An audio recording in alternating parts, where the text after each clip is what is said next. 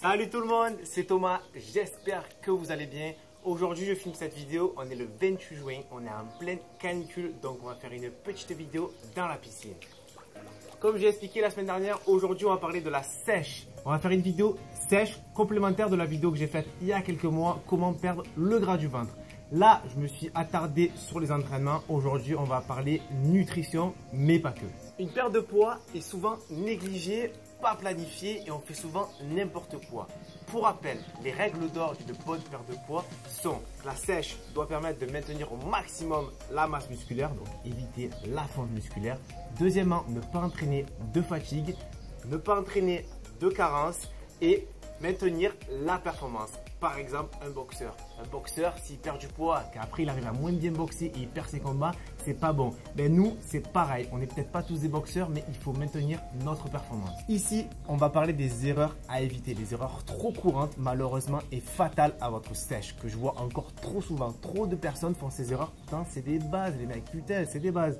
Donc, vous inquiétez pas. Ces erreurs, elles sont facilement évitables et elles vont grandement améliorer le résultat de votre sèche. On commence tout de suite par la plus grosse erreur. Lorsque vous êtes en prise de masse, ne diminuez pas d'un coup vos calories, s'il vous plaît. En 24 heures, à certaines personnes, ils passent de 3000 calories à 1500 calories. Pourquoi c'est pas bon de faire ça? Si on perd plus d'1 kg par semaine, il y a un risque élevé de fonte musculaire qui va diminuer considérablement vos performances et le résultat final de votre sèche. Vous allez perdre du gras, pas de souci, mais à la fin, vous allez avoir moins de masse musculaire et le résultat sera moins beau, moins bon. C'est con parce qu'on a poussé tout l'hiver, on s'entraînait comme des chiens pour ça. Pour perdre de la masse musculaire en fin de sèche ou en début de sèche, non, c'est pas possible. Il faut faire les choses correctement. Une sèche doit être planifiée à l'avance. Elle doit être correctement planifiée et être progressive dans la diminution des calories. S'il vous plaît, ne descendez pas d'un coup vos calories. Personnellement, je fonctionne par cycle de 3 semaines. Toutes les 3 semaines, je diminue de 100 ou de 200 calories, pas plus. Deuxième erreur que je vois trop souvent en relation avec la première, c'est qu'on réduit trop vite les glucides. La plupart du temps, tout le monde coupe les glucides le soir. Allez hop, j'ai enlevé les glucides le soir, je vais sécher. Non, les glucides sont les principaux carburants de notre corps. Lorsqu'on est en sèche, on va diminuer nos glucides. Mais si on diminue trop rapidement, notre corps va être en manque trop rapidement et va aller chercher ailleurs. Et ailleurs, ça va être le gras, mais pas que le gras, les protéines aussi. La néoglucogénèse, c'est la voie métabolique qui est responsable de la fonte musculaire et de la perte de gras en sèche. En effet, lorsque le corps manque de ce substrat, le glucose, il va aller chercher ailleurs. Ailleurs, c'est soit le gras, les acides gras libres ou les acides aminés des protéines. Dans le deuxième cas, ça s'appelle une protéolyse. La protéine va être lysée en acide aminé, donc on va couper la protéine. Imagine une protéine comme un collier avec des perles. Chaque perle est un acide aminé. La protéolyse va permettre de séparer les perles du collier et s'en servir dans une voie métabolique pour les transformer en glucose et que le corps puisse les utiliser pour survivre, pour fonctionner. C'est pour ça qu'en sèche, on perd du muscle parce que voilà, en étant en hypocalorie, notre corps va aller chercher les calories qu'il a besoin ailleurs, il va les prendre dans le gras et aussi dans le muscle. Donc, ne diminuez pas trop rapidement vos glucides sous peine d'avoir une fonte musculaire accélérée. Malheureusement, notre corps est fait comme ça. On est fait pour survivre, pas pour défiler devant un jury ou pour être sec et super musclé. On est fait pour survivre. Donc, il faut aller tranquillement, progressivement si on peut éviter ça. Troisième erreur fatale pour rater sa sèche, c'est de faire une diète full protéines. Allez hop, aujourd'hui j'ai mangé que du poulet, de la salade pendant 3 mois, je vais sécher. Ça, on l'a déjà entendu quelqu'un dire ouais, moi je mange poulet, salade tout le temps, nani nana, je sèche. Non, c'est faux. Trop de protéines va augmenter l'acidité de votre corps. Et pour être en bonne santé, il faut respecter un équilibre entre acide et base. Donc, un corps trop acide va entraîner une augmentation des blessures et du risque de se faire mal. L'augmentation de l'acidité va avoir de nombreux points néfastes sur votre corps, dont l'inflammation des tendons. Il faut donc éviter de manger trop de protéines. Je ne dis pas de ne plus en manger, il faut en manger un certain nombre pour maintenir la masse musculaire, mais pas que ça. Une bonne sèche doit respecter une certaine proportion entre les macronutriments, donc les lipides, les glucides et les protéines. En aucun cas, il faudra supprimer un de ces 3 macronutriments de notre diète sous peine d'être en mauvaise santé et de faire n'importe quoi à son corps. C'est un peu la suite du point précédent, c'est ne manger aucun lipide. Ça, c'est une grosse erreur. Il faut manger des lipides en sèche. Il va falloir consommer des lipides, mais pas n'importe lesquels. Donc, Parmi les lipides, on a 3 types. Les acides gras saturés, les acides gras polyinsaturés et les acides gras monoinsaturés. L'excès d'acides gras saturés, donc la viande rouge, la mayonnaise, toutes les conneries, va conduire à augmenter le mauvais cholestérol, le LDL. Tandis que consommer des acides gras monoinsaturés, les oméga 9, va favoriser le bon cholestérol et diminuer le mauvais cholestérol. On trouve les oméga 9 par exemple dans l'huile d'olive. Ça doit représenter à peu près la moitié de vos apports en lipides sur la journée. Dernière catégorie sont les acides gras polyinsaturés. Ici, on a plutôt les oméga 6 et les oméga 3. Pour être à bonne santé, pour avoir un cholestérol parfait, il faut respecter un certain ratio entre oméga 6 sur oméga 3. Ce ratio doit être égal à 4. Malheureusement, dans notre vie de tous les jours, ce qu'on consomme, il y a trop d'oméga 6 et le ratio n'est pas bon. Je vous conseille donc en sèche de consommer, de privilégier les oméga 3 aux oméga 6. Un bon ratio va protéger vos artères et va vous permettre de réguler votre cholestérol de manière optimum. Donc en sèche, on ne supprime pas les lipides, ils ont un rôle important dans le corps. On a déjà tous entendu notre mère nous dire « mange tes légumes ou tu sors pas de table ». Mais maman, elle a toujours raison. Les fibres vont permettre de diminuer l'indice glycémique de nos aliments. Ça veut dire que lorsqu'on mange un repas sans légumes, on a plus de chances de faire des pics de glycémie que lorsqu'on mange des légumes. Lorsqu'il y en a des pics de glycémie, notre corps va stocker. Il faut absolument éviter ça après un repas. Donc manger à chaque repas des fruits ou des légumes. Pour les fruits, attention, on va en parler juste après. Il ne faut pas consommer des fruits en excès, même en sèche. Là, tu me dis, oh, qu'est-ce que tu dis? Tu as dit qu'il faut consommer des fibres, mais là, tu me demandes de ne pas manger de fruits. Non, je ne dis pas de ne pas manger de fruits, mais d'éviter d'en consommer trop. Je m'explique. Le sucre des fruits, ça s'appelle le fructose. Et le fructose en excès va être facilement stocké en gras. Son effet lipidogène va être beaucoup plus conséquent. Je conseille de ne pas manger plus de 3-4 fruits par jour. Donc, on évite de dépasser les 400 grammes de fruits par jour pour éviter ce phénomène. Pour vous faire comprendre un peu que le fructose fait grossir à forte dose, on peut comparer le coca des États-Unis et le coca en France. Chez nous, on a le coca, il est très riche en saccharose. Donc le saccharose, c'est un dioside, donc polysaccharide. On a une molécule de glucose qui va être couplée à une molécule de fructose. Aux États-Unis, il y a beaucoup plus de fructose dans les coca. Et malheureusement, ils ont fait des études et le coca au fructose, c'est encore plus pourri que le nôtre.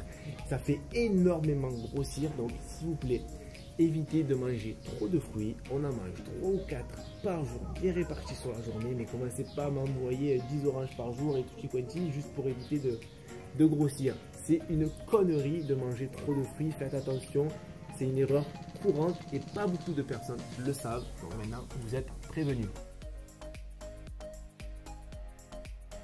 7e erreur, c'est d'être trop bas en calories. Alors, je m'explique. On a tous un métabolisme de base. Donc, qu'est-ce que c'est? Le métabolisme de base, donc le MB, souvent on appelle comme ça, c'est le minimum en énergie que notre corps a besoin pour fonctionner au repos. Donc, il faut savoir, même quand on dort, on brûle des calories pour faire fonctionner notre circulation sanguine, nos organes, notre cerveau, la régénération des tissus. Au sommeil, notre corps consomme des calories. C'est le minimum vital.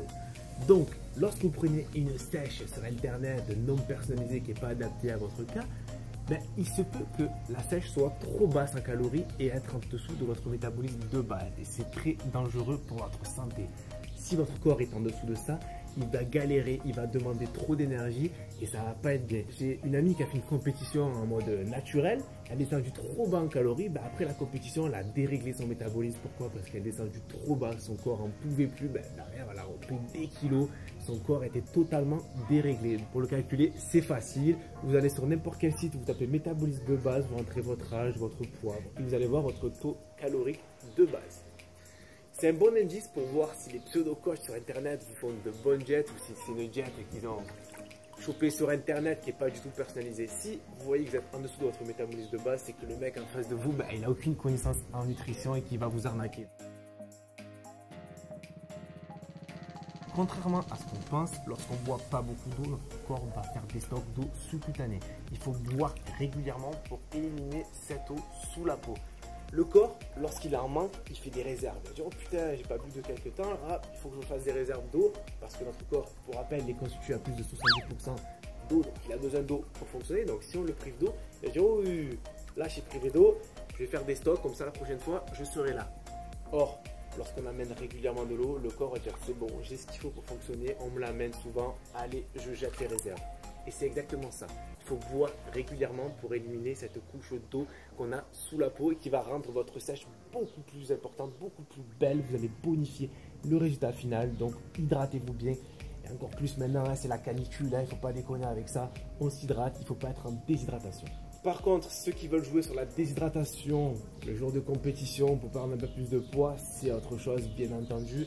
Nous, personnellement, je ne fais pas de compétition et je ne suis pas apte à maîtriser ça. C'est très compliqué à faire et très dangereux pour la santé. Il faut le maîtriser pour le faire. Donc, si vous ne faites pas de compétition, ne jouez pas sur la déshydratation sur les derniers jours de sèche. Ça ne sert à rien.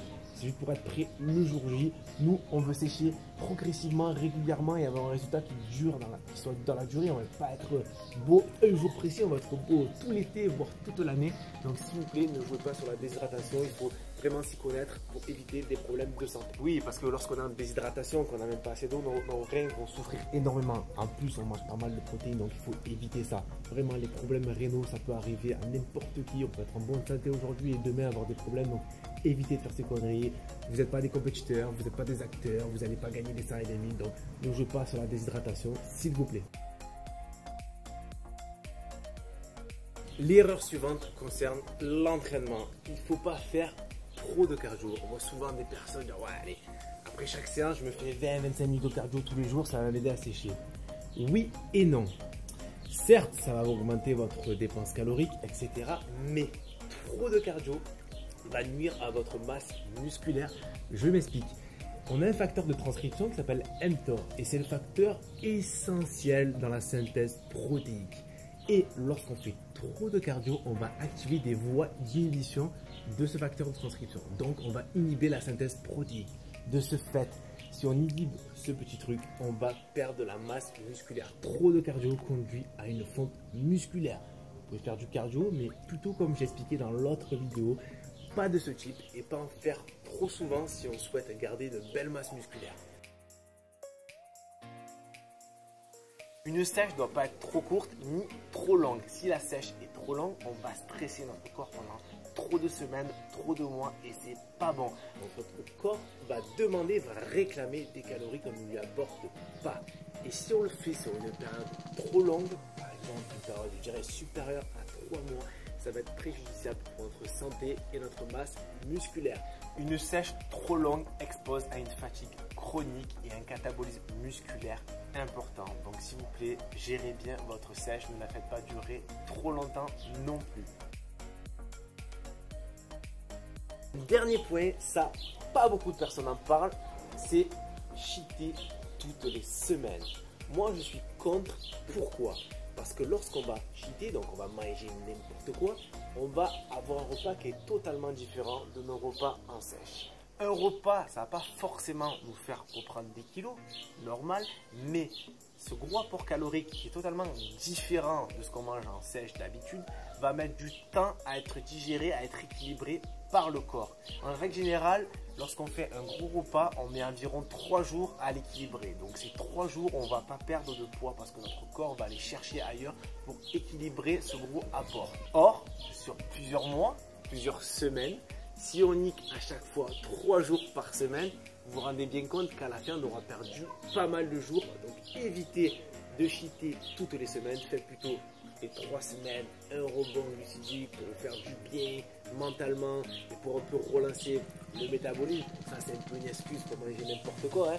Mais voilà, cheatez pas toutes les semaines, surtout au début. Voilà, 3 semaines sans manger de la merde, c'est mieux que de manger de la merde toutes les semaines et gâcher des jours de sèche pour rien. Ah oui, pendant que j'y suis, pour les petits malins qui disent ouais mais gros, moi je mange pas McDo, t'inquiète, mais que le soir, tous les week-ends, ils s'envoient une bouteille de vodka, l'alcool est systématiquement stocké et a un gros pouvoir de déshydratation.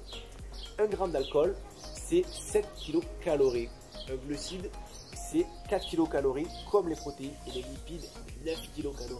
Donc, si on s'enfile tous les week-ends une bouteille d'alcool, c'est pas super bon pour la sèche, c'est aussi mauvais qu'un McDo. Et voilà, la vidéo est terminée. J'espère qu'elle vous a plu. Maintenant, vous avez plus d'erreurs, plus de problèmes. Vous allez pouvoir sécher tranquillement si vous respectez bien sûr tout ce que je viens de dire, si vous évitez de faire ces erreurs, votre sèche va se faire tranquillement. Il n'y aura pas de souci. Bien sûr, si vous n'êtes pas d'accord avec ce que j'ai dit, il n'y a pas de souci. Il y a les commentaires, ils sont faits pour ça. Tant qu'on parle poliment et qu'on développe ses arguments, moi, il n'y a pas de problème. Les commentaires, c'est fait pour ça. N'hésitez pas à liker et partager la vidéo pour la faire partager à vos collègues qui en ont besoin.